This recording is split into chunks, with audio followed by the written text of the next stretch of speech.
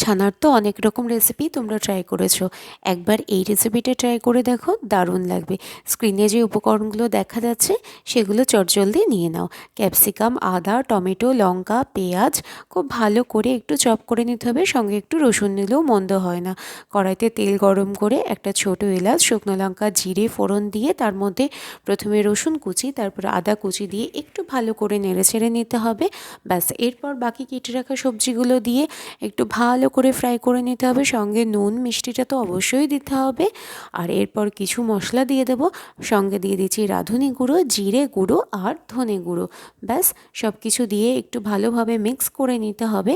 Mix হয়ে গেলেই এর মধ্যে দিয়ে দেবো ছানাটা। ছানা দিলেই এর মধ্যে থেকে জল ছাড়তে শুরু করবে আস্তে আস্তে, আর টেক্সচার খুব সুন্দর হয়ে যাবে। ব্যাস, সবশেষে একটু কাসুরি মেথি দিয়ে নামিয়ে নিলেই রেডি। হ্যাঁ, অবশ্যই ধনেপাতা দিতে কিন্তু ভুলো না, এটা কিন্তু আলাদাই একটা ফ্লেভার অ্যাড করবে।